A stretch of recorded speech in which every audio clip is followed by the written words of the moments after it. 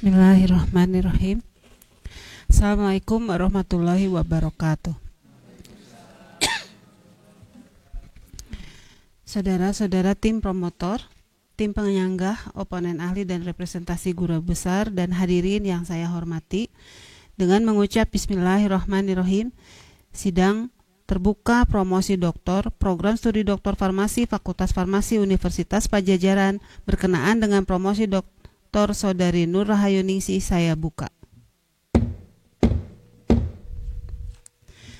Sebelum sidang saya lanjutkan, saya persilahkan sekretaris menyampaikan tata tertib sidang. Tata tertib acara di ruang sidang promosi doktor Fakultas Farmasi Universitas Padjadjaran. 1. Hadirin wajib mengikuti seluruh rangkaian acara sidang sampai selesai dengan menjaga ketertiban dan kelancaran seluruh acara. 2. Semua yang mengikuti sidang agar tidak menyalakan mikrofon bila tidak berbicara untuk menghindari adanya background. Yang ketiga, pada saat harus berbicara untuk memberikan pertanyaan agar memastikan bahwa mikrofon dalam keadaan menyala atau unmute. Selanjutnya, selama sidang berlangsung, hadirin yang mengikuti sidang secara luring di ruang sidang tidak diperkenankan keluar masuk ruangan dan tidak diperkenankan menerima panggilan telepon genggam. Yang kelima, pada kondisi yang benar-benar darurat, telepon genggam dapat menerima pesan lewat WhatsApp tetapi dalam posisi nada dering tidak aktif. Terakhir, apabila ada di antara hadirin yang memperkirakan tidak dapat mengikuti acara ini dengan baik, mohon dapat meninggalkan ruangan sidang. Terima kasih. Terima kasih. Mohon petugas mempersilahkan Promovenda memasuki ruangan sidang.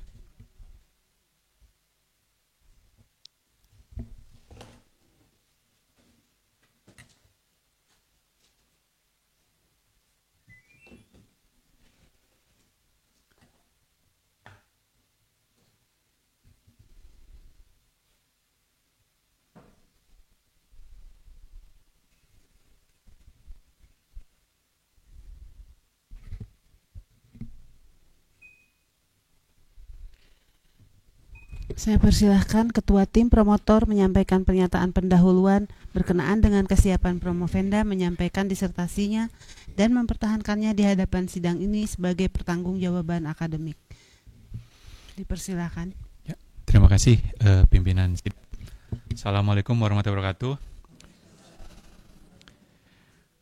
Pimpinan sidang, tim oponen ahli dan representasi guru besar Universitas Padjadjaran yang kami hormati. Kami tim promotor Saudari Nur Rahayu Ningsih yang terdiri dari saya sendiri, Aulia Abdurrahim Suwantika sebagai ketua, dan Profesor Dr. Apoteker Ajeng Diantini sebagai anggota. Terlebih dahulu kami akan menyampaikan pesan kami kepada Saudari Promovenda. Saudari Promovenda, sebentar lagi Saudari akan mempertahankan disertasi yang telah Saudari kerjakan.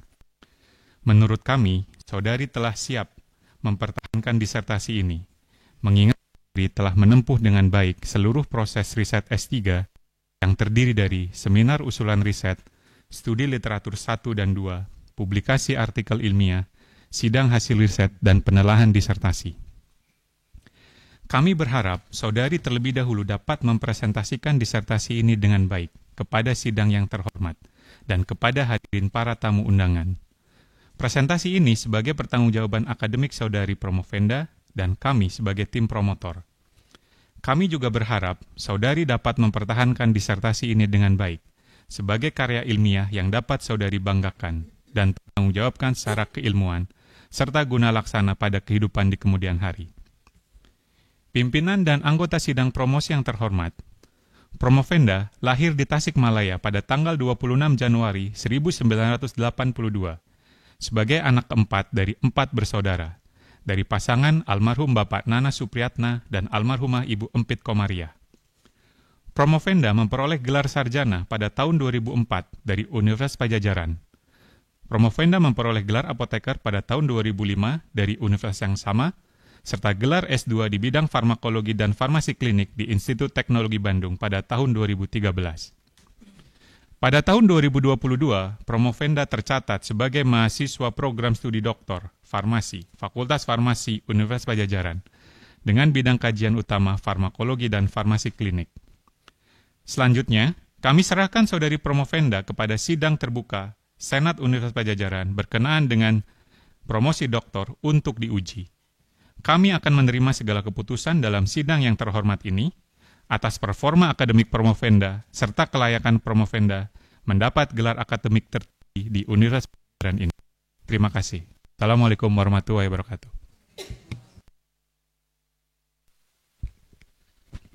Terima kasih. Saudari Promovenda, tim promotor telah menyampaikan kepada sidang promosi doktor bahwa saudari telah siap untuk mempresentasikan disertasi dan mempertahankannya di hadapan sidang terhormat ini. Saya persilahkan Promovenda mempresentasikan ringkasan disertasi dan saya berharap saudari menyampaikannya secara ringkas dan jelas dalam waktu tidak lebih dari 20 menit. Dipersilahkan.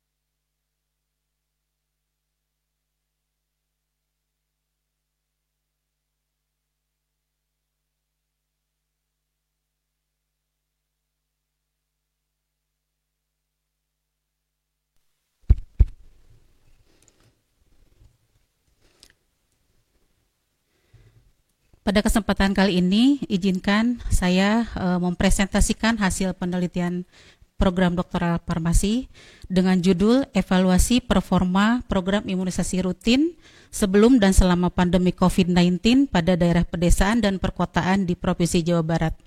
Saya Nur Rahayuningsih dengan NIM 260130220016. Hal yang melatar belakangi dari penelitian saya yaitu adanya pandemi COVID-19 pada tahun 2020 di Indonesia merupakan suatu tragedi besar dan menimbulkan krisis kesehatan terutama dalam layanan imunisasi rutin.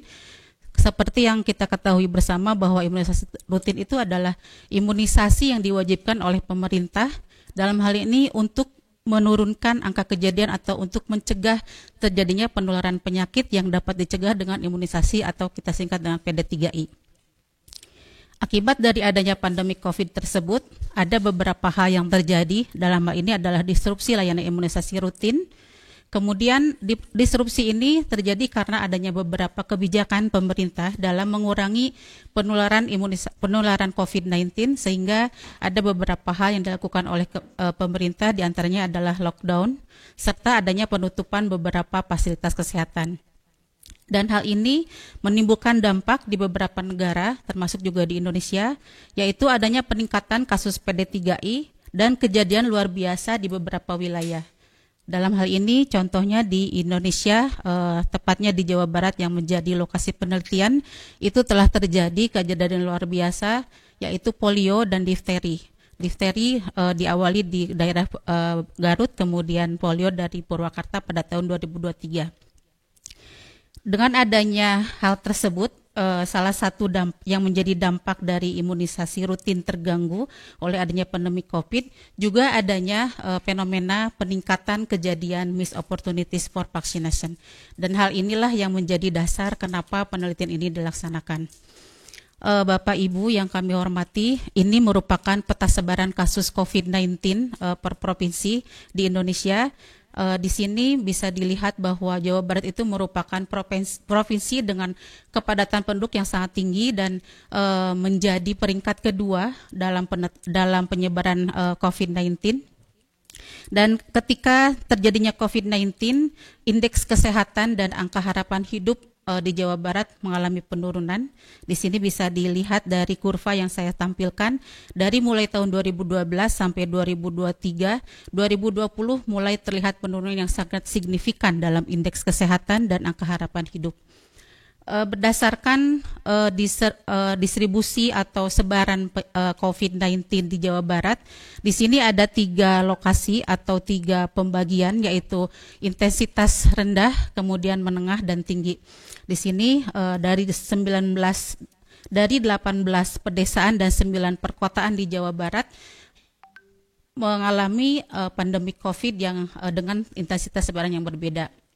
Dan inilah yang dijadikan dasar juga dalam penelitian kami untuk melihat atau memotret bagaimana imunisasi rutin itu performanya di daerah yang intensitasnya sedang, menengah, dan tinggi. Beberapa penelitian tentang performa imunisasi rutin di beberapa belahan dunia, diantaranya di sini yang ada diteliti oleh Haryanto dan Chuang pada tahun 2021. Di sini ditampilkan atau dihasilkan penelitian bahwa di daerah pedesaan itu lebih tinggi dibandingkan dengan perkotaan untuk jumlah anak yang tidak diimunisasi.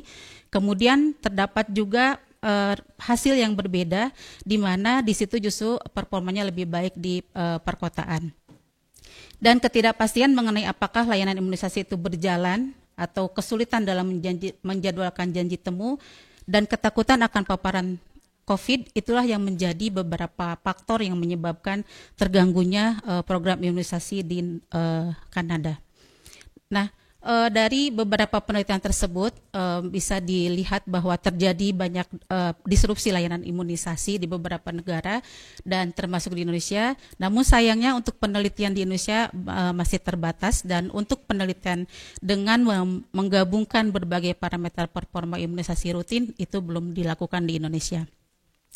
Dari latar belakang tersebut, maka masalah yang bisa dirumuskan adalah yang pertama, apakah terdapat perbedaan performa imunisasi yang meliputi cakupan imunisasi, angka dropout, dan workload di pedesaan dan perkotaan di Jawa Barat. Kemudian yang kedua, apakah terdapat penurunan performa imunisasi rutin yang meliputi cakupan imunisasi, angka dropout, dan workload pada saat sebelum dan selama pandemi COVID-19 di daerah pedesaan dan perkotaan di Jawa Barat. Rumusan yang ketiga, apakah terdapat perbedaan knowledge, attitude, dan praktis dari vaksinator dalam layanan imunisasi berdasarkan demografi. Lalu yang keempat, apakah terdapat peningkatan workload dan kejadian MOV pada saat pelaksanaan imunisasi COVID-19.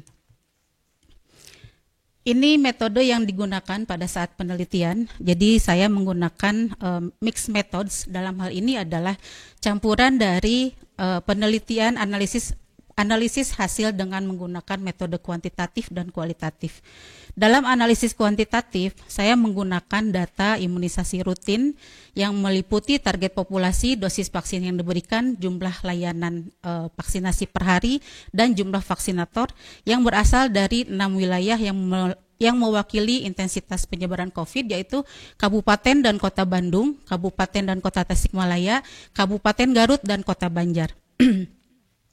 Kemudian analisis kuantitatif juga saya lakukan pada data pengisian kuesioner caregiver atau pengasuh atau ibu yang membawa anak ke puskesmas untuk diimunisasi, dan juga kepada kuesioner knowledge, attitude, practice, dan vaksinator. Dari data yang saya dapatkan tersebut, kemudian dianalisis performa imunisasi rutinnya meliputi parameter cakupan imunisasi atau akses, angka dropout yang mewakili utilization, dan workload. Kemudian dilakukan analisis deskriptif kuesioner KAP dan caregiver. Kemudian analisis statistik dari 5.058 data yang saya peroleh, digunakanlah analisis dengan menggunakan generalized linear model, kemudian gap analysis, kemudian Kruskal-Wallis dan Mann-Whitney. Selain itu, metode yang digunakan adalah analisis kualitatif. Di sini diperoleh dari data yang berasal dari wawancara secara in-depth interview kepada kepala puskesmas di sejumlah 46 puskesmas di kota dan kabupaten Tasikmalaya, dan hasil dari sana dilakukan tematisasi dan triangulasi. Ini merupakan cuplikan data dari performa imunisasi rutin. Di sini ada rumusnya untuk memperoleh akses, kemudian utilization dan workload, di mana di sini menggunakan cut off dari WHO dan Kemenkes. Apabila cakupan imunisasinya lebih dari 80%, maka dikatakan good access. Dalam hal ini jangkauan pelayanan imunisasi udah baik. Kemudian angka dropout sebesar 10% dijadikan cut off, di mana apabila angka dropout ini kurang dari 10%, maka pemanfaatan atau utilization dari layanan imunisasi baik. Kemudian yang terakhir dosis vaksin per vaksinator, di sini cut off-nya imunisasi rutin 1:30 dan COVID 1:70. Lalu dari sejumlah wilayah yang saya teliti, saya juga di sini melakukan sampling dengan metode SWOFIN, yaitu metode yang digunakan untuk menentukan jumlah puskesmas dengan kelonggaran ketelitian kesalahan pengambilan sampel yang masih bisa ditolerir sebanyak 10%. Sebelumnya dilakukan dulu analisis best performance dari tadi yang performa imunisasi rutin, dan diperoleh bahwa Kota Tasikmalaya dan Kabupaten Tasikmalaya merupakan lokasi yang best practice. Artinya ketika pandemi COVID pun Kota Tasikmalaya dan Kabupaten Tasikmalaya masih bisa mempertahankan performanya dengan baik. Dari kedua kota Tasikmalaya dan Kabupaten Tasikmalaya juga saya menggunakan rumus SWOFIN ini untuk melihat atau untuk mencari jumlah puskesmas yang akan diteliti, yang telah diteliti, dan di sini dihasilkan sebanyak 28 puskesmas di Kabupaten Tasikmalaya serta 18 di perkotaan Tasikmalaya. Dan ini merupakan jenis pertanyaan yang diberikan kepada vaksinator dan interview kepada pasien atau caregiver. Dari sekian jumlah pertanyaan ini dijawab dengan cara pengisian kuesioner oleh vaksinator dan wawancara secara exit interview kepada caregiver, karena merupakan masyarakat pedesaan terutama dan juga perkotaan masih memerlukan translate ke dalam bahasa lokal, sehingga beberapa peserta atau responden dilakukan interview, tidak hanya mengisi secara tulisan. Lalu ini pertanyaan pada in-depth interview dengan Kepala Puskesmas, sejumlah 11 pertanyaan. Tujuan dari in-depth interview ini untuk menambahkan data secara kualitatif terhadap nilai performa imunisasi rutin yang telah dihitung secara kuantitatif. Dan ini merupakan perhitungan berapa banyak persentase MOV yang terjadi baik di perkotaan maupun di pedesaan dengan menggunakan data dari buku KIA atau home based record. Di sini bisa dilihat bahwa vaksinator senantiasa menuliskan jadwal vaksin yang telah atau belum dilakukan di dalam buku KIA tersebut. Nah, dari buku KIA tersebutlah bisa kita analisis berapa banyak atau berapa persen anak yang mengalami missed opportunities, baik itu secara miss atau secara too late, seperti itu. Dan untuk menentukan tersebut, saya menggunakan jadwal imunisasi yang diterbitkan oleh Kemenkes. Lalu ini adalah hasil penelitian.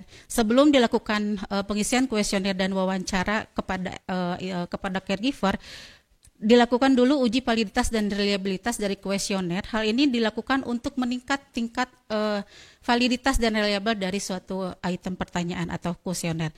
Dan di sini uji validitas dan reliabilitas ini digunakan atau dilakukan dengan dua cara, yaitu dengan metode dengan validasi konten dan validasi konstruk. Untuk validasi konten, saya melakukan validasi dengan memvalidasi secara expert oleh dua orang ahli di bidang imunisasi.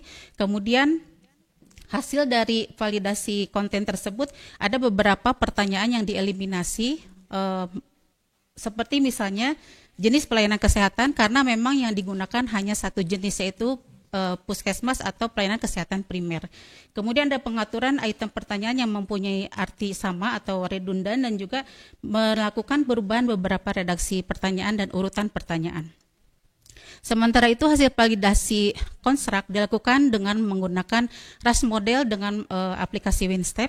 Di sini diperoleh bahwa item reliability itu sebanyak 0,98 dan dengan indeks separation 6,56. Hal ini menandakan bahwa item pertanyaan dalam kuesioner cukup andal untuk membedakan tingkat kesulitan atau untuk menjawab pertanyaan dari penelitian. Kemudian person reliability 0,41 dengan indeks separasi 0,83 dan Cronbach alpha dengan nilai 0,38. Ini mungkin masih cukup baik, tetapi ada kekurangan di sini karena kemungkinan diakibatkan oleh kurangnya variasi pemahaman dari responden. Kemudian untuk menjawab pertanyaan pertama, yaitu apakah terdapat perbedaan performa imunisasi rutin di pedesaan dan perkotaan pada tahun 2019, 2020, dan 2021, maka inilah hasilnya.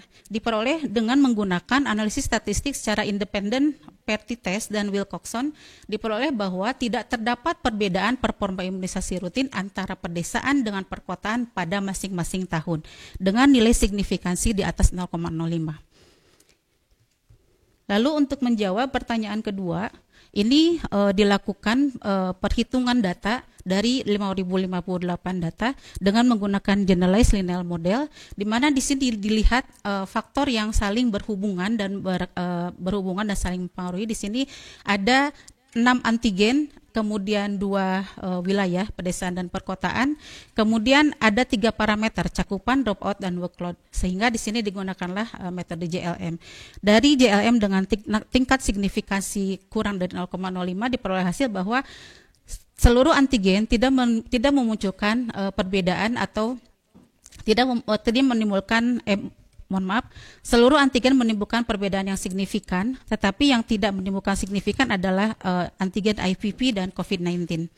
Lalu di sini juga dilakukan analisis statistik berulang. Di sini diperoleh bahwa terjadi peningkatan yang bersifat fluktuasi antara masing-masing antigen pada tahun 2021, karena pada tahun 2021 juga merupakan tahun di mana introduction vaksin COVID dilakukan di Indonesia.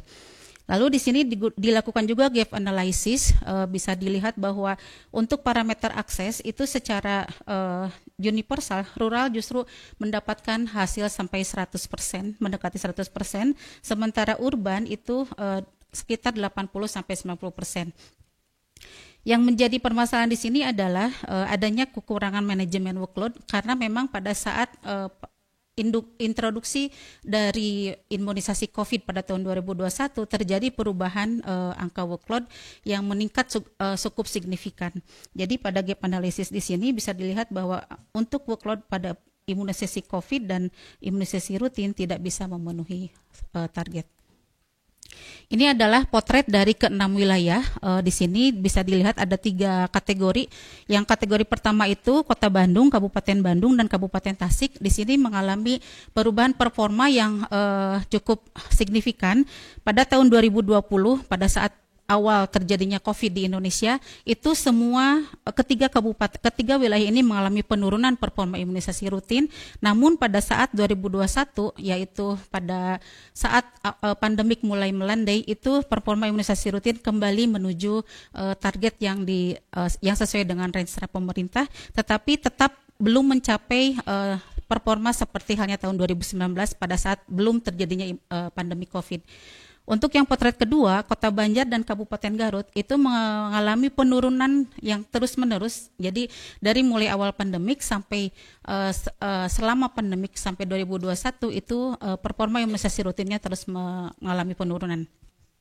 Hal yang unik terjadi di Kota Tasikmalaya, di mana di Kota Tasikmalaya ini pada saat pandemi COVID tahun 2020 justru performa imunisasinya mengalami peningkatan, tetapi pada tahun 2021 mengalami penurunan, dan penurunannya itu masih tetap di atas performa imunisasi tahun 2019 atau sebelum COVID-19. Nah, kemudian untuk menjawab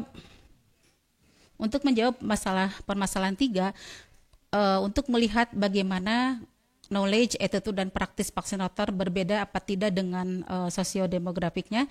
Di sini adalah hasil penelitiannya, di mana dari sekian 138 vaksinator yang saya lakukan interview dan pengisian kuesioner yang tersebar di pedesaan dan perkotaan, itu lebih banyak jenis kelaminnya adalah perempuan vaksinatornya dengan rentang usia 30 sampai 39 tahun di pedesaan, dan di perkotaan lebih senior 40 sampai 49 tahun.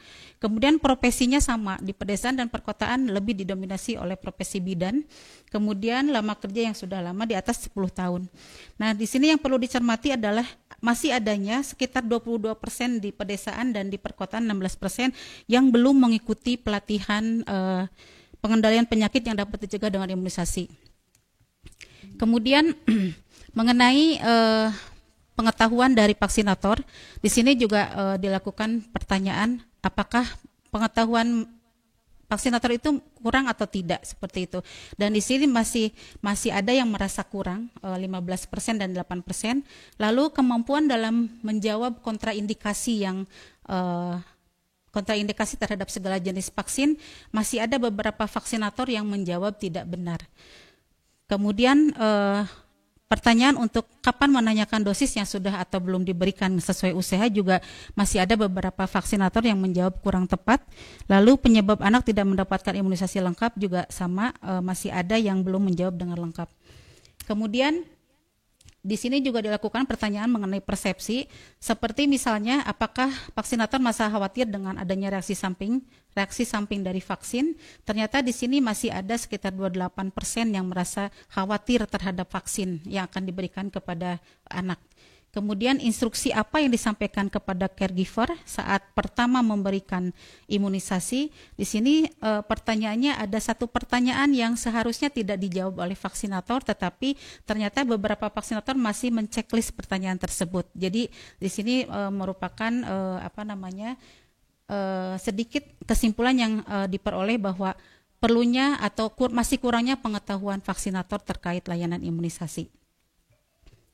Kemudian untuk ketersediaan sarana prasarana, vaksinator menjawab bahwa di tempat pelayanannya jumlah vaksin itu masih mencukupi, tetapi ada beberapa puskesmas yang memang vaksinnya tidak ada. Setelah dilakukan interview juga dengan kepala puskesmas bahwa pernah ada keterlambatan kedatangan vaksin dari dinas kesehatan ke puskesmas, terutama di puskesmas pedesaan. Lalu ada cukup staf yang memberikan layanan imunisasi. Di sini juga masih ada beberapa puskesmas yang ternyata merasa kekurangan akan jumlah vaksinator di tempat mereka, sehingga adanya penurunan kuantitas dan kualitas dari layanan imunisasi.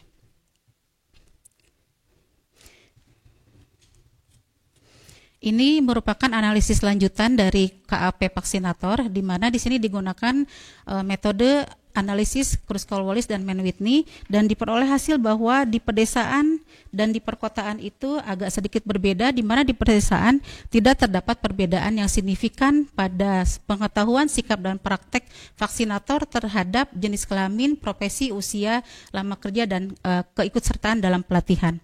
Kemudian untuk perkotaan ada sedikit perbedaan yang signifikan antara sikap vaksinator dengan jenis kelamin dan lama kerja.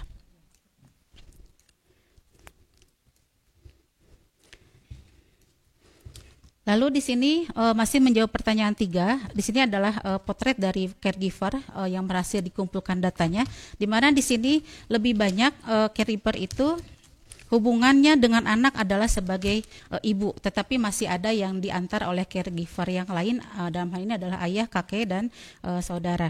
Kemudian pendidikan formalnya sebetulnya sudah baik, caregiver itu ada 56% dan 33% di perkotaan merupakan lulusan sekolah menengah. Kemudian pekerjaannya ibu rumah tangga. Dari sini bisa disimpulkan bahwa opportunity atau kesempatan caregiver untuk mengakses atau menggunakan pelayanan imunisasi itu sebetulnya lebih banyak. Kemudian untuk sosiodemografinya, para caregiver, jenis transportasi yang banyak digunakan di pedesaan itu merupakan jenis transportasi dengan jalan kaki. Kenapa jalan kaki ini paling banyak? Karena memang di pedesaan itu lebih banyak layanan imunisasi diberikan dalam posyandu. Jadi hanya beberapa puskesmas yang memberikan layanan setiap hari di di puskesmas, tetapi lebih banyak puskesmas yang hanya memberikan pelayanan imunisasi hanya 1 hari dalam seminggu dan sisanya diberikan di posyandu. Sehingga posyandu ini merupakan perpanjangan dari puskesmas yang ditempatkan di beberapa titik yang dengan populasi penduduk yang sesuai. Kemudian waktu tempuhnya kurang dari 5 menit untuk pedesaan, untuk perkotaan 50-50, masih ada yang waktu tempuhnya lebih dari 5 menit. Lalu kepemilikan dan keaktifan responden caregiver dalam membawa KIA ke puskesmas juga ternyata masih sangat baik. Dan kepuasannya masih ada yang beberapa caregiver yang bilang bahwa pelayanan imunisasi rutin itu masih harus ditingkatkan kualitasnya. Ini juga merupakan hasil dari pertanyaan kepada caregiver. Di sini tingkat pengetahuan caregiver bisa dilihat dari persentase yang masih rendah mengenai kegunaan vaksin, kemudian juga jadwal vaksin yang dibutuhkan oleh anak dan jenis vaksin yang harus diberikan. Dan di sini juga petugas masih ada beberapa di puskesmas yang tidak memberikan informasi kapan imunisasi selanjutnya harus dilakukan. Lalu ini angka kejadian missed opportunities for vaccination. Dari sekian antigen di pedesaan dan di perkotaan, angka yang paling tinggi kejadian missed opportunities for vaccination adalah antigen IPP. Di sini di pedesaan sejumlah 41%, kemudian di perkotaan 22,5%, menunjukkan bahwa IPP ini menghasilkan angka MOV yang tinggi dari sekian jumlah eligible anak yang bisa diimunisasi. Jadi di sini jumlah eligible itu adalah anak yang sebetulnya mereka mendatangi layanan imunisasi atau fasilitas kesehatan itu untuk diimunisasi dan dia eligible karena belum divaksin atau sudah divaksin sebagian atau juga tidak pernah divaksin. Itu adalah anak-anak yang dikatakan eligible. Nah, kemudian berdasarkan MOV child-based prevalence, ternyata yang paling banyak mengalami MOV itu adalah di daerah pedesaan dengan jumlah 67,47% dengan kategori late lebih banyak dibandingkan kategori miss. Lalu ketika kita melihat performa dari masing-masing puskesmas yang dijadikan tempat penelitian, ada satu puskesmas yang jumlah MOV-nya paling besar di sini di perkotaan itu adalah Puskesmas Kawalu dan Puskesmas Urug, di mana dari ketiga responden yang diwawancarai ada 3 anak yang tidak ada tiga kasus MOV yang terdiri dari late dan miss ya.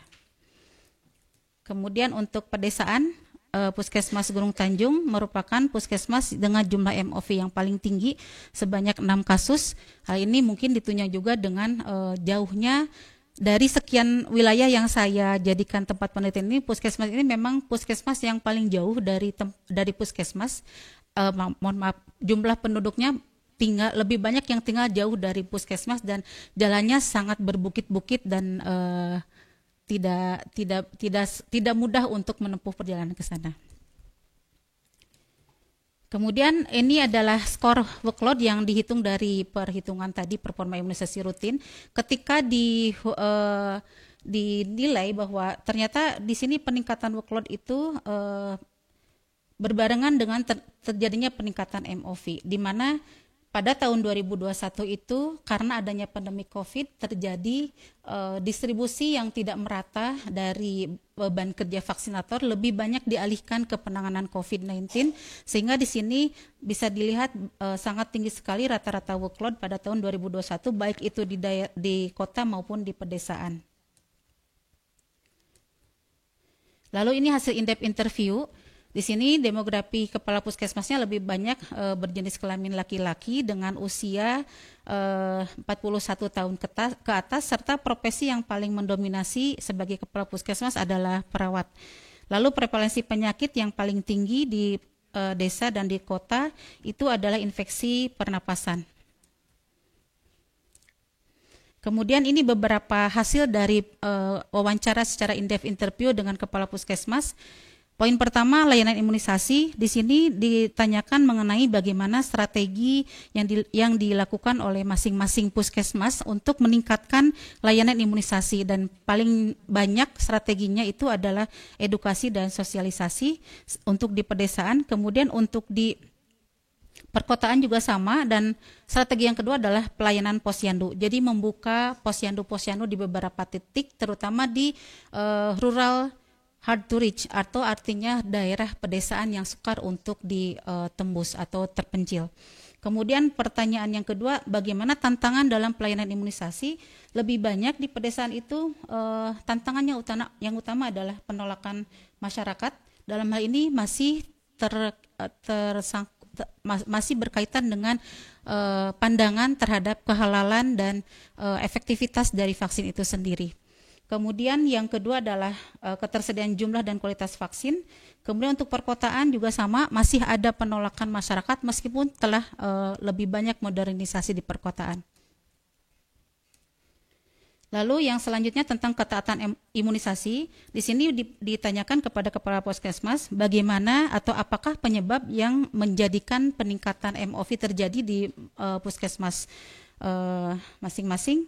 Di sini yang paling besar itu untuk pedesaan itu adalah masalahnya adalah penyebabnya luas area atau dari sisi aksesibilitas, kemudian juga kesehatan anak, dan untuk di perkotaan juga sama, kesehatan anak dan juga masih banyaknya mobilisasi anak. Kemudian untuk strateginya, untuk meningkatkan ketaatan imunisasi, strategi yang diterapkan di masing-masing puskesmas lebih banyak dengan metode sweeping atau kunjungan langsung ke tempat tinggal dari anak untuk melihat apakah atau jenis vaksin mana yang belum diimunisasi. Kemudian strategi yang kedua adalah edukasi dan sosialisasi. Lalu pertanyaan di bidang missed opportunities for vaccination, di sini bagaimana strategi dengan melibatkan lintas sektor. Ternyata yang paling banyak itu adalah pemenuhan sarana prasarana, kemudian juga edukasi dan sosialisasi masih harus tetap digaungkan. Dalam hal ini bisa melibatkan lintas sektor dan juga melibatkan berbagai lintas program. Lalu adanya gagasan kerjasama dan kolaborasi dengan MUI yang diusulkan oleh para kepala puskesmas. Juga ada juga hambatan yang menjadi tantangan juga dalam menurunkan angka MOV ini, diantaranya adalah keterbatasan anggaran, kemudian ketidakhadiran LISEK, kepercayaan masyarakat, dan penolakan masyarakat. Kemudian solusi yang bisa diterapkan yaitu peningkatan edukasi dan sosialisasi, kemudian juga kerjasama lintas sektoral. Kesimpulan dari penelitian yang didapatkan adalah, pertama, tidak terdapat perbedaan yang signifikan dalam cakupan angka dropout dan workload antara pedesaan dan perkotaan pada tahun 2019, 2020, dan 2021. Kemudian terdapat penurunan dengan signifikansi kurang dari 0,05 dari performa imunisasi rutin di pedesaan dan perkotaan apabila dibandingkan antara selama pandemik terhadap awal pandemi COVID-19. Lalu yang ketiga, tidak terdapat perbedaan signifikan pada aspek pengetahuan serta praktek vaksinator di perkotaan dan pedesaan berdasarkan jenis kelamin, usia, profesi, lama kerja, dan keikutsertaan dalam pelatihan pencegahan dan pengendalian penyakit. Namun terdapat perbedaan signifikan antara sikap vaksinator di perkotaan berdasarkan jenis kelamin. Dalam hal ini tingkat signifikansi 0,025 dan lama kerja dengan tingkat signifikansi 0,044. Dan berdasarkan hasil in-depth interview, masalah yang menyebabkan munculnya MOV adalah adanya keterbatasan akses dan fasilitas kesehatan, kemudian masih kurangnya penerimaan masyarakat terhadap imunisasi rutin tersebut, serta meningkatnya beban kerja vaksinator pada saat adanya imunisasi COVID. Maka layanan imunisasi rutin menjadi terganggu. Ini adalah publikasi penelitian yang telah saya beserta promotor lakukan. Yang pertama, Impact of COVID-19 Pandemic on Routine Childhood Immunization Programs in Indonesia, Taking Rural and Urban Area into Account, dalam jurnal Patient Preference and Adherence dengan Scopus Q1, Infect Factor 2. Lalu yang kedua, Missed Opportunities for Vaccination in Rural and Urban Areas During the COVID-19 Pandemic, a case study from Indonesia, ini di jurnal Vakunas dengan submission accepted. Lalu yang ketiga, narrative review of the case report of routine immunization performance during a pandemic COVID-19 dalam Jurnal Farmakologi dan Clinical Pharmacy Research Sinta 2. Lalu yang terakhir, pengajuan paten sederhana dengan nomor 500-2024-14835 tentang formulasi penilaian performa imunisasi rutin. Mungkin cukup sekian yang bisa saya sampaikan. Saya kembalikan kepada Dewan Sidang. Hatur nuhun. Assalamualaikum warahmatullahi wabarakatuh. Waalaikumsalam warahmatullahi wabarakatuh. Terima kasih. Pada kesempatan ini saya ingin menanyakan kepada tim penguji apakah dapat menerima presentasi Saudari Promovenda dan melanjutkan sidang ini. Terima kasih. Saudara Promovenda, dengan telah diterimanya presentasi saudari, maka menjadi tugas saudari untuk dapat mempertahankan disertasi ini di hadapan sidang. Saya persilahkan Saudara Profesor Apoteker Aulia Suwantika PhD selaku Ketua Tim Promotor untuk mengajukan pertanyaan. Terima kasih pimpinan sidang. Saudari Promovenda, pertama-tama saya ucapkan selamat sudah sampai pada tahapan ini. Ada dua hal yang ingin saya diskusikan. Yang pertama adalah berdasarkan pengalaman dari pandemi COVID-19 yang lalu, apa yang dapat pemerintah persiapkan untuk mempertahankan performa imunisasi rutin ketika terjadinya suatu krisis kesehatan. Poin yang kedua adalah upaya apa yang dapat dilakukan oleh pemerintah untuk menjaga keseimbangan performa imunisasi rutin baik di daerah perkotaan maupun di pedesaan. Terima kasih. Terima kasih Profesor Aulia. Untuk pertanyaan pertama, upaya pemerintah untuk menjaga performa imunisasi rutin di daerah urban dan rural tentunya sesuai dengan hasil penelitian kami bahwa di sini masih adanya kekurangan dalam hal infrastruktur dan sarana prasarana untuk pedesaan. Sementara untuk perkotaan masih adanya penolakan masyarakat dan juga socio-economic hard to reach. Jadi dalam arti di sini populasi di perkotaan secara akses dekat dengan layanan imunisasi, tetapi secara sosioekonomik masih banyak yang menolak terkait dengan imunisasi karena keterkaitan dengan jam yang mereka sisihkan untuk melakukan antrian di layanan kesehatan seperti itu dan faktor penerimaan juga, sehingga di sini upaya pemerintah untuk menjaga performa imunisasi rutin di daerah di pedesaan dan di perkotaan tentu melihat dari apa yang menjadi masalah di masing-masing wilayah. Untuk yang pedesaan diantaranya adalah peningkatan infrastruktur dan sarana prasarana dengan cara memperbanyak fasilitas layanan imunisasi tentunya terutama di daerah rural hard to reach, artinya di sini daerah terpencil dan jauh dari fasilitas puskesmas. Kemudian juga dengan menjaga ketersediaan vaksin dan logistik yang berkesinambungan, karena dalam hal ini di pedesaan juga mempunyai akses transportasi yang cukup menantang, sehingga distribusi vaksin dan logistik dari Dinas Kesehatan juga menjadikan satu tantangan untuk bisa sampai ke daerah. Lalu juga di sini harus menurut kami harus adanya strategi pelayanan imunisasi yang lebih fleksibel. Dalam hal ini layanan imunisasi tidak hanya sebagai fixed session atau artinya dilaksanakan di puskesmas sendiri, tetapi dengan membuka mobile atau outreach approach, artinya ada beberapa layanan yang bersifat fleksibel dengan cara fasilitas atau puskesmas membuka pos-pos pelayanan terpadu. Atau misalkan melakukan layanan imunisasi secara mobile. Kemudian untuk strategi di perkotaan juga ini untuk menjaga performanya, yaitu dengan kampanye imunisasi yang berkelanjutan dan juga lebih bersifat publik. Artinya di sini menggunakan baik melalui media sosial, TV atau media lainnya. Kemudian juga melakukan sosialisasi dengan berbasis komunitas. Artinya kita tidak bisa melakukan sosialisasi hanya oleh petugas kesehatan yang notabene banyak sekali tugas yang mereka lakukan juga di puskesmas, tetapi dengan melibatkan komunitas, artinya di sini dengan bantuan para kader yang direkrut dari masyarakat, atau juga dengan tambahan tenaga lain, mungkin itu bisa meningkatkan upaya untuk sosialisasi atau pendekatan ke masyarakat yang terutama melakukan penolakan terhadap imunisasi. Lalu juga di sini sosialisasinya itu dengan melibatkan para pemangku kebijakan, aparat pemerintah, juga dengan melibatkan kolaborasi dengan departemen lain. Dalam hal ini Kementerian Agama, Kementerian Pendidikan, Kementerian Sosial juga bisa dilibatkan dalam hal meningkatkan penerimaan masyarakat kota untuk layanan imunisasi.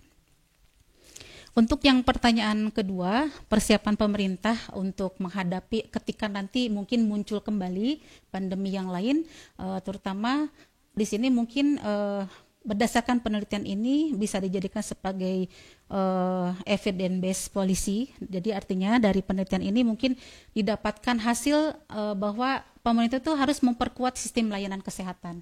Dalam hal ini dari hal sarana prasarana, kemudian juga sumber daya kesehatannya, entah itu sumber daya kesehatannya dengan meningkatkan pelatihan dan kapasitas dari vaksinator. Kemudian juga karena memang vaksinator itu adalah orang pertama yang paling berpengaruh terhadap penerimaan masyarakat tentang manfaat dari layanan imunisasi, sehingga pemerintah perlu untuk tetap meningkatkan kompetensi vaksinator sehingga bisa lebih kepercayaan dirinya meningkat untuk lebih mengajak masyarakat untuk tepat dalam layanan imunisasi. Kemudian juga ada implementasi strategi imunisasi yang lebih fleksibel.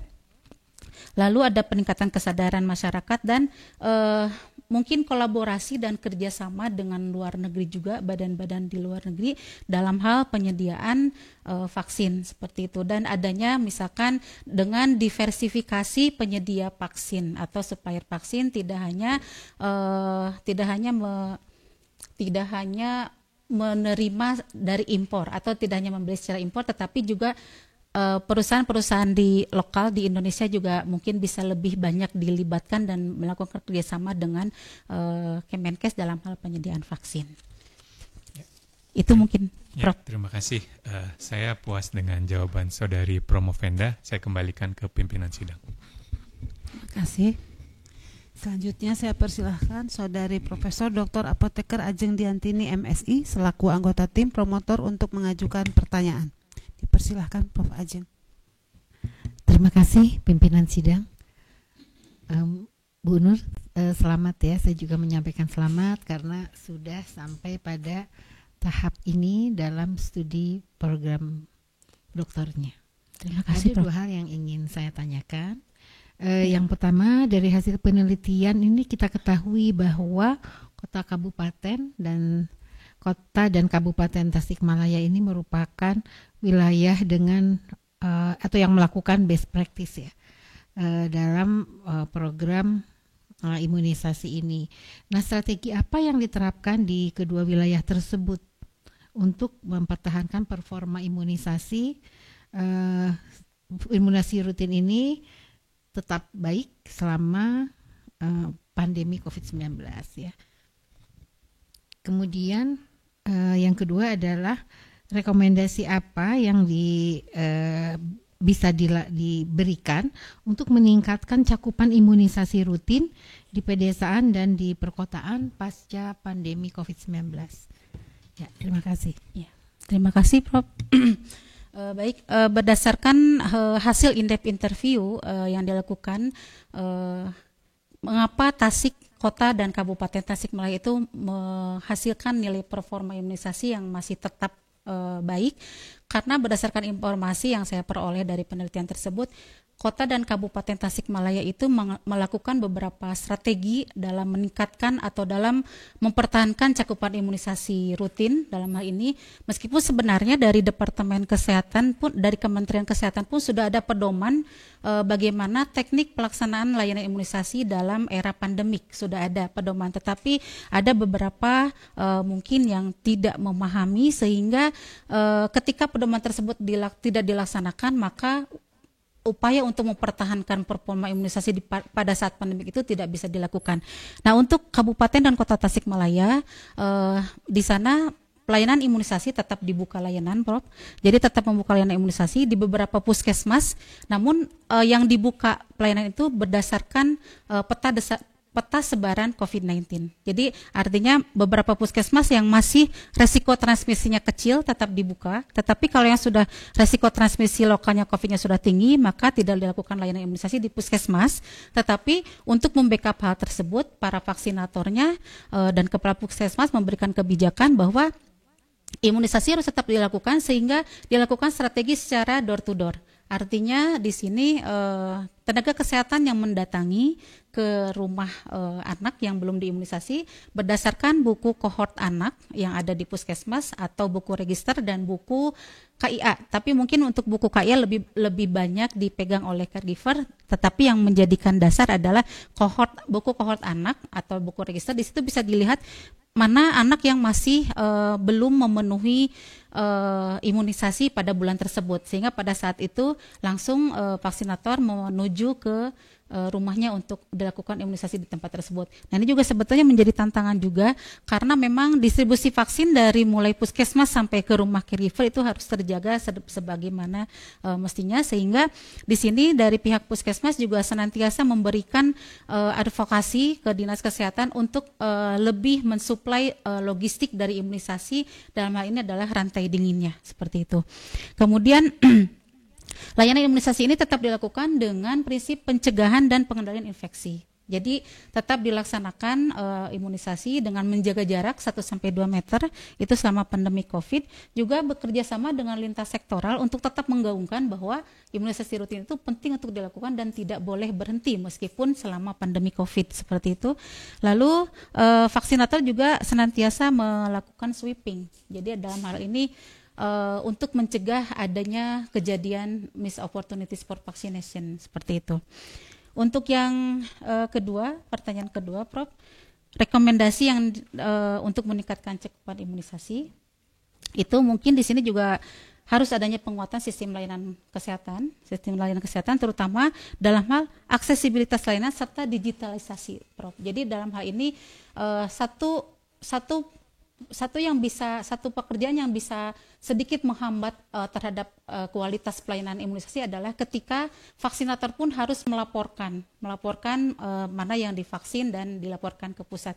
Dan ini berdasarkan hasil penelitian kemarin agak sedikit merepotkan. Jadi dengan demikian mungkin ke depan bisa lebih menggunakan inovasi secara digital untuk laporan, sehingga sedikit mengurangi beban kerja dari vaksinator pada saat pelayanan imunisasi. Kemudian juga rekomendasi lain, edukasi dan peningkatan kesadaran masyarakat itu baik dengan secara langsung oleh vaksinator dalam beberapa pertemuan atau juga mungkin melibatkan lintas sektor dalam pertemuan yang suka diadakan 3 bulan sekali yang melibatkan aparat pemerintah dan juga pihak-pihak terkait dengan masyarakat, seperti itu, Prof. Ya, terima kasih. Terima kasih, Prof. Venda. Saya juga cukup puas dengan penjelasannya. Waktu saya kembalikan kepada pimpinan sidang. Terima kasih, Prof. Ajeng. Kita beralih kepada tim penyangga. Saya persilahkan Saudara Profesor Apoteker Didik Setiawan PhD selaku oponen ahli eksternal untuk mengajukan pertanyaan, sanggahan atau bantahan-bantahan. Bismillahirrahmanirrahim. Terima kasih Ketua Sidang. Pertama-tama saya ingin mengucapkan selamat kepada Bu Nur Rahayuningsih dan juga promotor dan co-promotor serta keluarga yang sudah mendukung hingga Bu Nur sudah bisa sampai di tahap yang luar biasa pada siang hari ini. Ya, sebelumnya kita tahu ya pentingnya imunisasi rutin untuk kesehatan anak di seluruh Indonesia, begitu ya, karena banyak manfaat yang bisa dihasilkan oleh program imunisasi rutin. Nah, oleh karena itu dan kita lihat hasil disertasinya ini cukup menarik ya. Saya lihat kemudian ada beberapa temuan yang ya menurut saya penting, tetapi saya di sini ingin mengkonfirmasi gitu. Kalau dari sudut pandang Bu Nur ya sebagai peneliti ya yang sangat menguasai disertasi tersebut, menurut Bu Nur penemuan atau temuan atau hasil penelitian yang paling penting begitu ya dari disertasi yang sudah diselesaikan ini itu mengenai apa gitu ya. Tentunya saya berharap temuan itu juga berkaitan dengan permasalahan real ya yang terjadi di masyarakat seperti itu, sehingga harapannya disertasi ini nanti ketika itu nyambung dengan permasalahan yang ada itu bisa menjadi solusi itu dari permasalahan yang berkaitan dengan imunisasi itu tadi. Itu yang pertama. Kemudian yang kedua tadi sudah didiskusikan ya dengan pembimbing mengenai apa yang harus dilakukan oleh pemerintah begitu ya. Tetapi kalau di sini saya ingin fokus kepada Bu Nur ya sebagai promovendus dan juga kandidat doktor. Kira-kira apa yang akan dilakukan sebagai akademisi, sebagai peneliti yang mana effort real yang bisa dilakukan ke depannya tentunya berdasarkan dengan hasil disertasi yang dilakukan agar tadi mungkin bisa memberikan pengaruh atau memberikan masukan sehingga nanti peran dari Bu Nur ke dalam pembentukan atau ke dalam pengambilan kebijakan untuk untuk menjadikan Indonesia memiliki kebijakan berkaitan dengan vaksinasi yang lebih baik itu kira-kira mau ngapain aja seperti itu. Ya, mungkin itu 2 pertanyaan dari saya. Silakan. Baik, terima kasih Prof. Untuk pertanyaan dari Profesor, temuan yang paling penting dalam penelitian ini dan bagaimana apa yang bisa saya lakukan sebagai seorang akademisi dan researcher dalam mendukung strategi pemerintah dalam meningkatkan layanan imunisasi. Mungkin yang pertama tentang temuannya ya, Prof. Temuan dari penelitian saya dalam hal ini setelah saya studi literatur dari beberapa referensi bahwa memang ada beberapa fenomena yang berbeda di berbagai negara ketika ada perbandingan antara rural dengan urban. Jadi ada beberapa negara yang memang rural itu lebih baik performa imunisasi rutinnya dibandingkan dengan urban. Tetapi ada juga yang sebaliknya. Nah, dari situ saya menjadi sangat tertarik untuk meneliti bagaimana nih di Indonesia seperti itu, karena disinilah saya bertempat tinggal di Indonesia seperti itu. Nah, di sini ketika dilakukan penelitian memang di Indonesia itu ternyata yang paling bagusnya itu memang secara nilai MOV itu di pedesaan lebih tinggi, artinya lebih banyak tantangan di pedesaan sehingga mengakibatkan layanan imunisasi itu sedikit mengalami disrupsi, terutama pada saat pandemi COVID.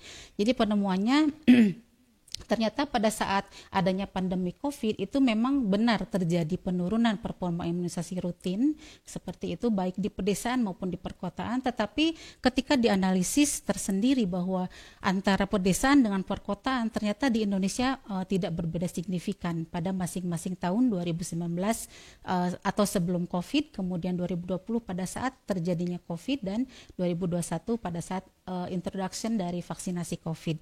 Dan juga di sini temuan yang paling penting dalam hal mengidentifikasi aspek knowledge, attitude dan praktis vaksinator dalam layanan imunisasi yang tentu sebagai garda terdepan dalam layanan imunisasi. Di sini perlu diteliti juga bahwa bagaimana tingkat pengetahuannya atau misalkan sikap dan praktek dalam layanan imunisasi sehingga meningkatkan kualitas dari pelayanan imunisasi. Dan temuan yang saya temukan di mana di sana memang tidak terdapat perbedaan yang signifikan antara pengetahuan dan sikap dari vaksinator terhadap lama kerja, kemudian juga usia, kemudian profesi, itu tidak ada perbedaan. Namun di sini juga ada sedikit perbedaan di daerah perkotaan di mana sikap untuk melayani imunisasi di perkotaan pada vaksinator itu berbeda signifikan, seperti itu. Lalu penelitian ini juga kaitannya dengan permasalahan real, karena memang berangkat dari permasalahan real terkait adanya disrupsi layanan imunisasi, sehingga di sini dengan adanya disrupsi tersebut berpotensi meningkatkan kejadian luar biasa dari beberapa penyakit menular yang dapat dicegah dengan imunisasi. Sehingga di sini dalam studi ini menyoroti pentingnya strategi peningkatan cakupan imunisasi yang dilakukan oleh pemerintah untuk mencegah terjadinya penularan PD3I, kemudian kolaborasi lintas sektoral, kemudian intervensi untuk meningkatkan penerimaan masyarakat terhadap imunisasi, baik itu kehalalan atau misalkan efektivitas dari vaksin, di mana sampai saat ini pun masih ada beberapa golongan masyarakat yang meragukan akan efektivitas dan keamanan dari vaksin, kemudian juga terkait dengan kehalalan. Sehingga di situ kontribusi dari kita sebagai akademisi atau researcher atau pihak di luar pemerintah mungkin adalah salah satunya dengan membantu pemerintah dalam melakukan edukasi dan sosialisasi melalui berbagai media dengan berbasiskan data. Seperti itu, Prof. Saya cukup memahami dan puas begitu ya dengan respon yang diberikan oleh Bu Nur. Saya kembalikan ke ketua sidang. Terima kasih. Selanjutnya saya persilahkan Saudara Dr. Lukman Hilmi MM PhD selaku oponen ahli untuk mengajukan pertanyaan, sanggahan atau bantahan-bantahan. Baik, terima kasih Ibu Ketua Sidang. Saudari Bromo Venda, ada dua pertanyaan yang ingin saya sampaikan terkait dengan sebetulnya apa yang sudah dijelaskan tadi oleh Bu Nur. Sebetulnya hanya saya ingin mendapatkan penjelasan yang lebih detail. Yang pertama yaitu terkait dengan metode reliability dan validasi untuk instrumen yang digunakan. Tadi ada validasi konstruk yang sudah dijelaskan oleh Ibu dan menggunakan RAS model analisis. Bisa dijelaskan alasan penggunaan RAS model analisis dalam penelitian Ibu Nur? Itu yang pertama. Kemudian yang kedua, berdasarkan analisis dan hasil review yang dilakukan oleh Ibu Nur terkait dengan missed opportunity for vaccination or MUV, itu faktor apa sebetulnya yang paling berkontribusi dalam MOV tersebut, dan apa sebetulnya strategi spesifik dan praktis yang bisa dilakukan menanggulangi faktor-faktor tersebut. Demikian, silakan Bu Nur. Terima kasih. Terima kasih, Dok. Untuk pertanyaan pertama terkait dengan validasi instrumen, memang dilakukan secara validasi konten dan validasi konstruk. Validasi konstruk menggunakan RAS model. Alasan yang menjadi dasar saya mengambil metode RAS model karena ketika apabila dibandingkan dengan metode uji reliability dan validity yang konvensional, di RAS model ini ada kelebihan, yaitu kita bisa memvalidasi secara terpisah antara item pertanyaan dan juga person reliability-nya. Dalam hal ini item pertanyaan itu akan menandakan seberapa besar kemampuan masing-masing item pertanyaan dalam membedakan tingkat kesulitan dari item tersebut dan seberapa besar item tersebut bisa mewakili tujuan dari penelitian yang dilakukan. Kemudian untuk yang kedua, person reliability di sini yang akan juga menandakan atau menunjukkan seberapa konsistennya para responden dalam menjawab item yang dipertanyakan, seperti itu. Karena ketika respondennya juga memiliki variasi pengetahuan yang berbeda, tentu itu akan mempengaruhi terhadap reliability dari kuesioner tersebut gitu. Dan dari hasil yang saya peroleh, memang secara item reliability itu item dalam kuesioner itu sudah andal, dalam arti bahwa dia bisa membedakan tingkat kesulitan dalam menjawab. Tetapi untuk person reliability-nya masih cukup, tetapi masih bisa untuk dilakukan. Mungkin di sini dipengaruhi juga oleh mayoritas responden vaksinator itu adalah berprofesi bidan. Hanya sebagian kecil yang berprofesi di luar bidang, sehingga dari 138 responden itu lebih banyak yang menjawab dengan tingkat kompetensi atau pemahaman yang sama. Sehingga itu yang akan bisa menurunkan person reliability-nya. Mungkin rencana lanjutan ke depannya, Dok, mungkin apabila bisa dilakukan lagi penelitian di lokasi yang berbeda dengan menambahkan person, ya mungkin itu merupakan salah satu untuk membandingkan gitu. Kemudian untuk pertanyaan yang kedua, di sini bagaimana atau faktor apa yang paling berpengaruh terhadap MOV di pedesaan? Memang kalau melihat wilayah sosiodemografik serta faktor-faktor yang mempengaruhi MOV, yang paling berpengaruh di sini itu adalah aksesibilitas. Jadi terutama di pedesaan. Kalau di perkotaan aksesibilitasnya relatif lebih mudah, namun utilization-nya yang kurang. Tetapi kalau di pedesaan aksesibilitasnya yang lebih rendah.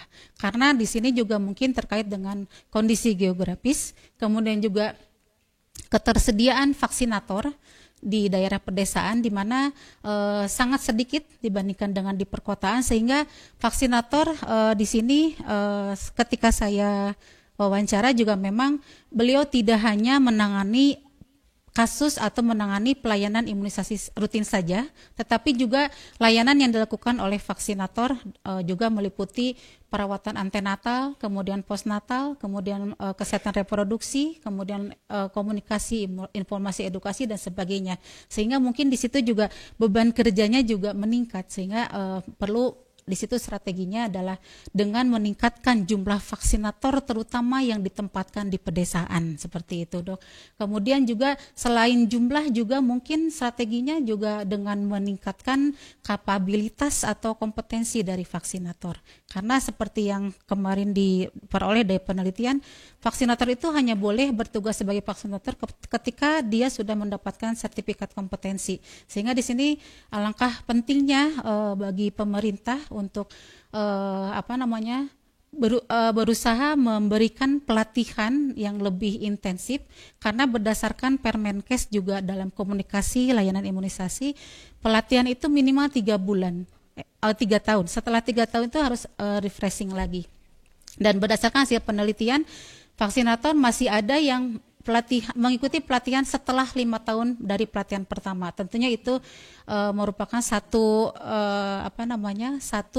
kejadian yang harus diperbaiki, selalu itu strategi untuk menurunkan MOV. Kemudian solusi praktisnya juga, strategi praktisnya mungkin karena untuk mencapai rural hard to reach, artinya daerah terpencil di pedesaan, solusi praktis yang bisa dilakukan adalah menyediakan transportasi yang kompatibel dengan daerah di pedesaan, sehingga untuk distribusi vaksin juga mendapatkan sarana yang memadai. Karena seperti yang kita ketahui bahwa vaksin juga memerlukan kondisi yang tidak biasa saja, jadi artinya harus terjamin cold chain manajemennya, sehingga dengan demikian ketika transportasi vaksin didistribusikan dari dinas kesehatan ke puskesmas, terutama yang di pedesaan, itu memerlukan solusi dengan adanya kerusakan selama di jalan gitu. Jadi strateginya adalah bagaimana caranya menyediakan transportasi yang aman untuk distribusi vaksin sampai ke tempat pelayanan, seperti itu mungkin, Dok. Baik, terima kasih. Saya puas dengan jawaban yang disampaikan oleh Saudari Promovenda. Saya kembalikan kepada Ibu Ketua Sidang. Terima kasih. Terima kasih, Dr. Lukman. Selanjutnya saya persilahkan Saudari Apoteker Nelly Zakiyah MSc PhD selaku oponen ahli untuk mengajukan pertanyaan, sanggahan, atau bantahan-bantahan. Baik, terima kasih kepada pimpinan sidang. Pertama-tama saya mau mengucapkan selamat kepada Saudari Promovenda yang sudah menyelesaikan disertasinya dengan sangat baik. Saya juga mengucapkan selamat untuk tim promotor dan juga keluarga dan rekan-rekan yang hadir dan berbangga dan berbahagia pada hari ini. Sudah banyak juga yang didiskusikan sebelumnya, tetapi ada beberapa hal yang ingin saya konfirmasi kepada Saudari Promovenda. Yang pertama adalah terkait dari parameter yang digunakan pada penelitian. Pada penelitian disertasi yang dilakukan terkait evaluasi performa program imunisasi rutin sebelum dan selama pandemi COVID, ada 3 parameter utama yang dilihat, yaitu akses, utilization, dan workload. Menurut Saudari Promovenda yang sudah menyelesaikan disertasi ini, parameter mana yang paling terdampak pada keadaan pandemi COVID-19? Dan kemudian apa prevention strategi yang dapat dirumuskan untuk menangani disrupsi tersebut? Pertanyaan kedua adalah, pada saat melakukan disertasi dan penelitian ini, tentu Saudari Promovenda dapat mengidentifikasi kelebihan dan kekurangan pada penelitian yang dilakukan. Apa kelebihan dan kekurangan penelitian yang dilakukan untuk disertasi ini yang dapat menjadi masukan untuk penelitian sebelumnya jika memang nanti akan ada follow up terhadap penelitian ini? Terima kasih. Baik, terima kasih Bu. Untuk yang pertanyaan pertama, di sini di penelitian ini memang ada 3 parameter utama, yaitu good access, good utilization, dan workload. Parameter yang paling terdampak pada saat adanya pandemi COVID adalah workload. Jadi dalam hal ini adanya pengalihan sumber daya, terutama sumber daya kesehatan, ke penanganan pandemi COVID, sehingga menyebabkan kurangnya tenaga kesehatan dalam pelayanan imunisasi rutin yang seharusnya setiap bulan itu dilakukan atau bahkan setiap hari harus dilakukan jadwal untuk layanan imunisasi rutin, karena tentu berdasarkan usia dari anak yang akan diimunisasi yang tidak bisa dijadwalkan tertentu, tetapi fasilitas kesehatan harus menyediakan tiap hari untuk melayani imunisasi sesuai dengan usianya. Jadi itu yang paling terdampak, yaitu workload, karena adanya pengalihan ke penanganan pandemi COVID. Meskipun demikian justru juga faktor akses dan utilisasi juga tetap terdampak, Ibu, dengan adanya pandemi COVID, karena pada saat pandemi COVID, akses jadi terbatas karena ketakutan dari caregiver untuk tertulari pandemi COVID, sehingga tidak mengakses ke layanan. Lalu juga utilization juga sama, tidak mau memanfaatkan padahal sudah dibuka seperti itu, karena yaitu takut tertular dan adanya kebijakan lockdown dan sebagainya. Kemudian untuk yang kedua, pertanyaan kedua, dalam penelitian ini memang ada limitation, Ibu. Jadi ada keterbatasan karena memang sesuai dengan waktu yang harus ditempuh oleh peneliti, sehingga pada saat penelitian hanya dilakukan representasi dari wilayah yang terdampak COVID yang menjadi epicentrum, sehingga hanya digunakan atau hanya dilakukan di wilayah Jawa Barat. Mungkin itu satu keterbatasan, dan juga kami hanya melakukan penelitian di fasilitas kesehatan primer. Jadi tidak melibatkan analisis terhadap fasilitas kesehatan swasta. Namun di situ juga mungkin karena fasilitas kesehatan primer itu sudah ada panduan dari Kemenkes, sehingga itu lebih menurut kami bisa lebih representatif untuk menggali kasus akibat pandemi terhadap performa imunisasi. Lalu kemudian penelitian ini juga sebetulnya mempunyai kekuatan karena memang kuesioner yang digunakan di sini dan metode yang dilakukan di sini berdasarkan metode yang sudah well established, Ibu, dari WHO. Dalam hal ini adalah RED strategi atau Reaching Every District strategi, kemudian juga MOV assessment, dan semuanya merupakan guideline yang diterbitkan oleh WHO untuk digunakan oleh semua negara dalam menciptakan microplanning atau perencanaan untuk pelayanan imunisasi dari mulai sarana kesehatan paling bawah sampai ke tingkat distrik. Jadi dalam hal ini perencanaannya microplanningnya dimulai dari tingkat puskesmas. Dari situ bisa dikumpulkan dari beberapa puskesmas itu menjadi satu microplanning dari tingkat distrik. Dengan demikian bisa muncullah di akhirnya itu adalah strategi atau panduan untuk tetap meningkatkan cakupan imunisasi untuk digunakan secara global. Seperti itu, Ibu. Baik, terima kasih atas penjelasannya. Saya kembalikan lagi kepada pimpinan sidang. Terima kasih. Terakhir saya persilahkan Saudari Profesor Apoteker Ilma Meliani Puspitasari PhD selaku representasi guru besar untuk memberikan pertanyaan, sanggahan atau bantahan-bantahan. Ya, terima kasih pimpinan sidang. Pertama-tama saya ucapkan selamat kepada Saudari Promovenda sudah sampai ke tahap ini, dan juga selamat kepada para promotor yang sudah mengantarkan Saudari Promovenda dengan baik ke tahap terakhir dari program studi doktor farmasi. Ya, baik, saya ada 2 pertanyaan. Yang pertama, mengapa Saudari Promovenda menganggap penting untuk mengevaluasi performa imunisasi rutin di tengah pandemi COVID-19, khususnya di konteks pedesaan dan perkotaan di Jawa Barat? Ya, mengapa ingin membandingkan di desa dan di kota, ya, gitu. Kemudian yang kedua, bagaimana Saudari memastikan bahwa desain penelitian Saudari yang Saudari lakukan, yaitu desain mixed method dalam penelitian ini, mampu memberikan gambaran yang komprehensif tentang perbedaan performa imunisasi di pedesaan dan perkotaan? Ya, silakan. Ya, terima kasih, Prof. Untuk yang pertama, alasan penting kenapa penelitian performa imunisasi rutin ini dilakukan di era pandemik dan membedakan antara pedesaan dengan perkotaan, tentunya berdasarkan literatur review sebelumnya, bahwa di berbagai negara itu memang setelah adanya pandemi COVID terjadi disrupsi layanan imunisasi yang berpotensi untuk meningkatkan angka kejadian luar biasa dari PD3I. Demikian juga mungkin berdasarkan dari data Kemenkes dan UNICEF Indonesia, juga pada tahun 2020 itu terjadi penurunan signifikan dari angka layanan, angka cakupan imunisasi. Dari situlah menganggap penting bahwa penelitian performa imunisasi ini harus dilakukan. Bagaimana atau faktor apa yang menyebabkan sebetulnya sehingga data dari Kemenkes tersebut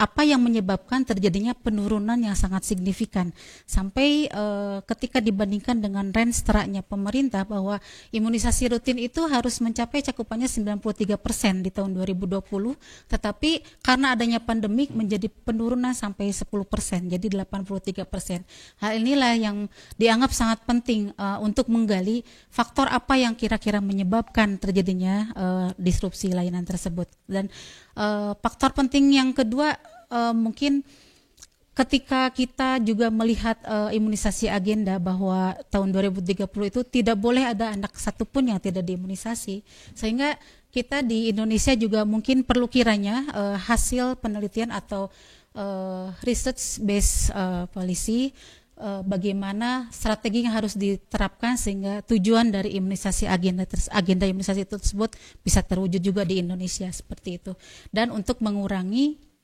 terjadinya angka kejadian luar biasa atau mortalitas dan morbiditas dari adanya PD3I. Itu mungkin alasan yang sangat mendasari kenapa penelitian ini dilakukan seperti itu. Dan untuk kenapa harus dibedakan juga antara desa dengan kota, karena seperti kita ketahui bahwa berdasarkan red strategi itu ada 3 wilayah yang menjadi sorotan dalam membuat microplanning layanan imunisasi. Ada rural hard to reach, ada urban hard to reach, ada socio-economic hard to reach. Dan ketiga pembedaan tersebut bisa diwakili dengan saya menggunakan representasi dari pedesaan dengan perkotaan. Jadi untuk membandingkan bagaimana dari aspek aksesibilitas, kemudian juga dari utilization dan juga dari workload dari masing-masing wilayah tersebut. Itu Prof untuk yang pertama. Kemudian untuk yang kedua, mohon maaf Prof, boleh diulang. Ya, bagaimana desain penelitian mixed method ini dapat menggambarkan hasil penelitian saudara ini? Ya, Baik, terima kasih Prof. Ya, mixed method ini bisa menggambarkan secara komprehensif dari hasil penelitian yang telah dilakukan, karena ketika kita hanya menggunakan analisis secara kuantitatif, kita hanya bicara berdasarkan angka, Prof. Tetapi di sini meskipun demikian, angka-angka tersebut tetap kita jaga validitasnya, kemudian juga kita lihat bagaimana hasil dari pengolahan sebanyak 5.058 data, kemudian angka yang dihasilkan dari analisis statistik tersebut juga ditambahkan atau saling melengkapi dengan analisis kualitatif berupa in-depth interview dengan kepala puskesmas, dan hasil dari in-depth interview itu yang mengkaji faktor-faktor yang menyebabkan apa yang menyebabkan penurunan performa imunisasi rutin, kemudian hambatannya, strategi, kemudian tantangan juga itu dieksplorasi dari penelitian secara kualitatif, sehingga ketika menyimpulkan hasil penelitian ini kita mendapatkan kesimpulan yang kualitatif, bukan hanya sekedar angka tetapi juga dasar atau alasan yang menyebabkan angka tersebut muncul. Seperti itu mungkin. Dan untuk analisis kualitatifnya juga kami menjaga validitasnya dengan menggunakan triangulasi hasil dengan triangulasi bersama dengan pakar imunisasi, dan dengan menggunakan pembanding pedoman dari Kemenkes dalam strategi komunikasi layanan imunisasi. Baik, terima kasih atas penjelasannya. Saya kembalikan kepada pimpinan sidang. Terima kasih Prof. Irma. Hadirin yang saya hormati, dengan selesainya pertanyaan dan bantahan dari para penguji, sidang saya tunda guna memberikan kesempatan kepada tim penguji untuk memberikan penilaian. Kami persilahkan tim penguji untuk memberikan penilaian di ruang rapat, dan Saudari Promovenda serta para hadirin dipersilahkan untuk istirahat.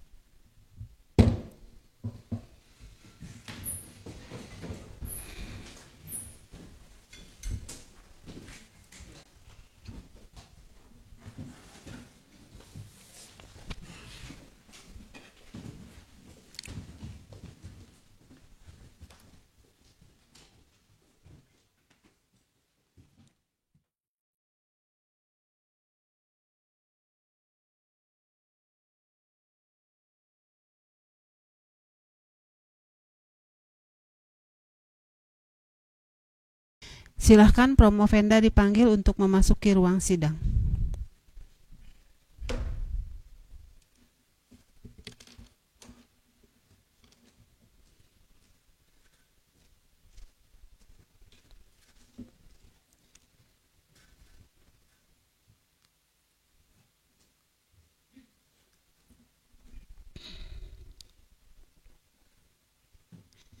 Saudari Promovenda, pimpinan dan anggota sidang telah melaksanakan rapat penilaian tentang disertasi saudara. Dan berdasarkan nilai-nilai yang saudari raih dan perangkat mata kuliah, nilai ujian naskah disertasi dan sidang promosi doktor yang diselenggarakan pada hari ini, maka kami nyatakan bahwa saudara lulus pada sidang doktor dalam bidang ilmu farmasi dengan yudisium pujian.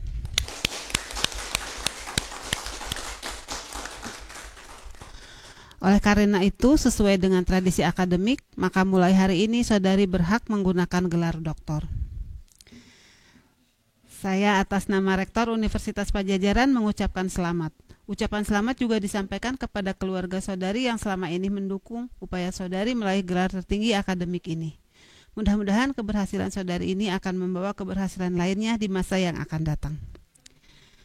Hendaknya disadari bahwa gelar doktor bukan sekedar menambahkan 2 huruf di depan nama saudari, tetapi membawa tanggung jawab untuk senantiasa mengembangkan ilmu pengetahuan, khususnya bidang ilmu yang saudari tekuni, untuk disumbangkan bagi kesejahteraan bangsa dan negara.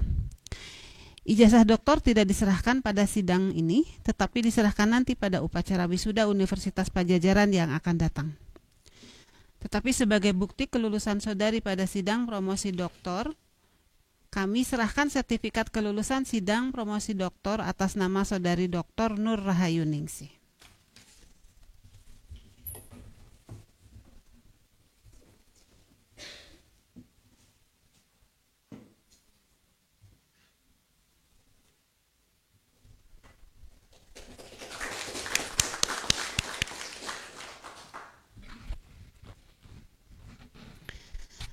Selanjutnya saya persilahkan Ketua Tim Promotor untuk menyampaikan kesan, pesan, dan harapan bagi doktor baru ini. Kepada Prof. Aulia dipersilahkan. Ya, terima kasih. Assalamualaikum warahmatullahi wabarakatuh. Pimpinan sidang dan seluruh tim penguji, kami mengucapkan terima kasih atas keputusan sidang promosi doktor hari ini. Kami juga menyampaikan terima kasih kepada para hadirin yang telah mengikuti sidang promosi Dr. Nur Rahayuningsih. Saudari Dr. Nur Rahayuningsih, kami merasa gembira saudari telah dinyatakan lulus pada sidang promosi doktor ini dengan predikat pujian. Kami telah berusaha membimbing saudari dengan sebaik-baiknya, sebatas kemampuan kami. Keberhasilan saudari hari ini merupakan bukti atas kesungguhan dan ketekunan saudari menempuh segala rintangan yang saudari hadapi. Satu hal yang perlu diingat bahwa tidak ada satupun disertasi yang sempurna. Disertasi yang baik adalah disertasi yang dapat diselesaikan. Saudari Dr. Nur Rahayuningsih, jadikanlah peristiwa ini merupakan sejarah terpenting dalam hidup yang patut untuk dikenang. Albert Einstein pernah berkata, sebuah kapal akan aman bila diam berlabuh di pelabuhan. Tapi bukan itu alasan sebuah kapal diciptakan. Demikian halnya juga manusia, diciptakan Tuhan untuk menjadi makhluk yang tangguh untuk menghadapi semua masalah. Kami berharap semoga pencapaian ini merupakan titik tolak keberhasilan saudari untuk menjadi seorang akademisi yang lebih independen dalam bekerja dan lebih bermanfaat bagi masyarakat melalui karya ilmiah yang dihasilkannya. Kami mengucapkan selamat kepada saudari dan menyampaikan rasa bahagia kami kepada keluarga dan institusi tempat saudari bekerja. Sejak hari ini, berakhir sudah tugas kami membimbing saudari. Semoga hubungan baik selama ini akan tetap terjalin selamanya. Kami sangat berharap saudari tetap menjadi pribadi yang rendah hati dan menjaga integritas sebagai alumni Universitas Padjadjaran. Harap diingat bahwa kesuksesan tanpa integritas adalah sebuah kegagalan yang sebenarnya. Harapan kami agar gelar doktor yang diraih dapat memberikan dampak bagi peningkatan kualitas kemanfaatan diri sendiri dan juga masyarakat luas. Sekali lagi, kami mengucapkan terima kasih kepada pimpinan sidang dan seluruh anggota sidang yang terhormat. Terima kasih juga kami sampaikan kepada Rektor Universitas Padjadjaran yang telah menunjuk dan mempercayai kami sebagai tim promotor saudari Dr. Nur Rahayuningsih. Kami tim promotor yang terdiri dari saya sendiri, Aulia Abdurrahim Suwantika sebagai ketua, dan Profesor Dr. Apoteker Ajeng Diantini MSI sebagai anggota. Wassalamualaikum warahmatullahi wabarakatuh. Assalamualaikum warahmatullahi wabarakatuh. Terima kasih. Sebelum sidang saya tutup, saya persilahkan Dr. Nur Rahayuningsih menyampaikan ungkapan rasa syukur dan kebahagiaan berkenaan dengan telah selesainya studi saudari pada program studi Doktor Farmasi Fakultas Farmasi Universitas Padjadjaran sebagai pidato pertama doktor. Dipersilahkan. Terima kasih Prof atas kesempatannya. Bismillahirrahmanirrahim.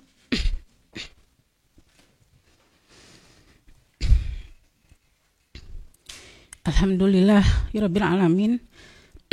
Segala puji bagi Allah Subhanahu wa Ta'ala yang telah melimpahkan rahmat dan hidayahnya sehingga disertasi ini dapat diselesaikan dengan baik. Salawat serta salam semoga senantiasa tercurah limpahkan kepada Nabi Muhammad SAW, keluarga dan para sahabatnya.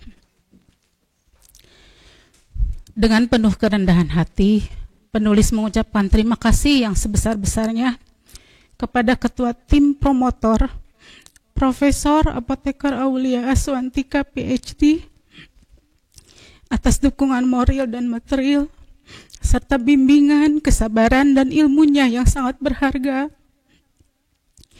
Kepada Profesor Apoteker Dr. Apoteker Ajeng Diantini MSI sebagai co-promotor, penulis ucapkan terima kasih setulus hati atas motivasi, bimbingan, kebijaksanaan, kesabaran, serta ilmu yang berharga yang telah diberikan selama ini.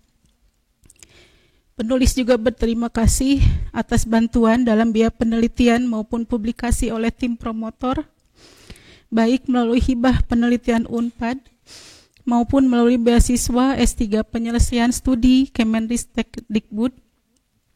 Penulis juga mengucapkan terima kasih kepada Yayasan Bakti Tunas Husada, Universitas Bakti Tunas Husada atas dana bantuan perkuliahan yang diberikan kepada penulis. Kepada para kepala puskesmas, vaksinator, caregiver, kepala dinas kesehatan dan jajarannya, penulis mengucapkan terima kasih atas kesempatan yang diberikan kepada penulis untuk melaksanakan penelitian ini.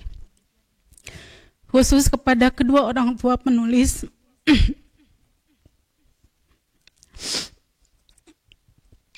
almarhum Bapak Haji Nana Supriyatna dan almarhumah Ibu Haji Empit Komariah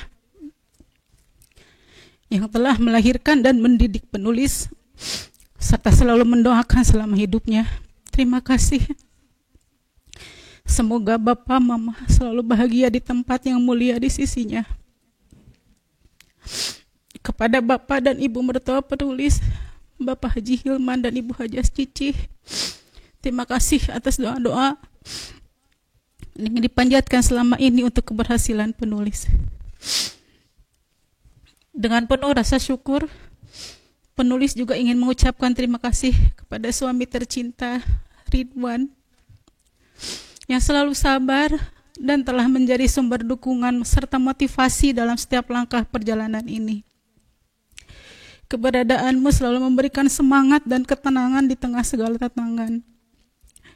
Kepada anak-anak tercinta Aulia Zahra Abiyah dan Muhammad Al-Fariji Rashidin yang dengan senyuman dan keceriaannya telah memberikan warna dalam hidup penulis. Kalian adalah inspirasi terbesar bagi Bunda dalam mencapai impian. Tanpa cinta dan dukungan kalian, pencapaian ini tidak mungkin terwujud. Terima kasih sayang. Semoga kita selalu bersama dalam kebahagiaan dan kesuksesan. Terima kasih juga untuk kakak-kakak tercinta yang pada saat ini alhamdulillah bisa hadir. Ayogi, Terida, Mas Ulung, keponakan yang menjadi tim support dalam penyusunan disertasi ini. Bi Inun ucapkan terima kasih untuk Anissa Nur Hadaya Pramita, Anissa Nur Suci Syahrani, Pina Rahayu, dan Rizky Lukman Nugraha. Dan keluarga besar yang selalu mendoakan dan membantu penyelesaian studi ini. Kepada teman-teman yang telah banyak membantu, penulis mengucapkan terima kasih dengan tulus.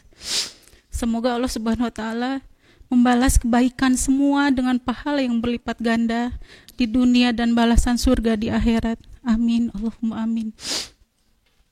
Dalam penyelesaian pendidikan dan penelitian serta penyusunan disertasi ini tidak lepas dari dukungan dan bantuan dari berbagai pihak.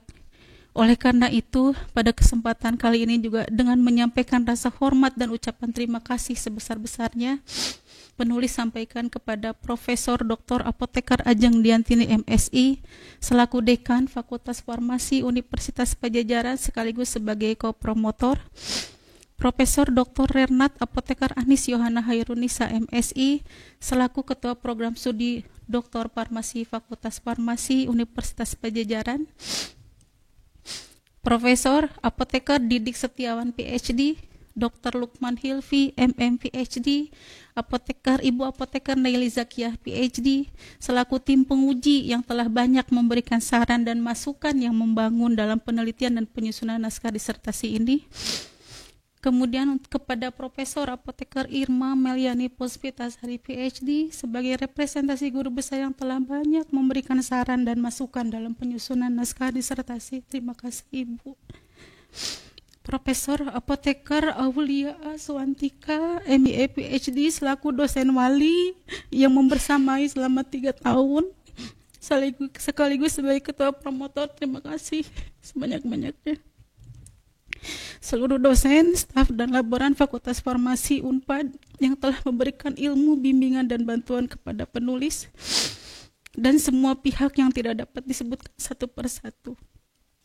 Semoga Allah Subhanahu wa taala menggantikan dengan kemudahan-kemudahan dalam kehidupan. Jazakumullah khairan hasiro. Penulis menyadari bahwa tulisan ini masih jauh dari kesempurnaan. Untuk itu, kritik dan saran yang membangun sangat diharapkan untuk perbaikan ke depan. Akhirnya, semoga tulisan ini bermanfaat bagi pengembangan ilmu pengetahuan, khususnya di bidang farmasi, dan bagi peningkatan kesehatan masyarakat Indonesia, khususnya di bidang imunisasi rutin. Terima kasih. Jatinangor, Januari 2025, penulis. Assalamualaikum warahmatullahi wabarakatuh.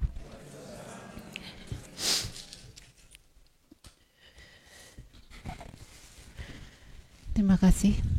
Dengan mengucap syukur kehadirat Allah Subhanahu wa taala dan terima kasih kepada tim promotor dan tim penyangga serta hadirin sekalian, sidang dinyatakan selesai dan ditutup.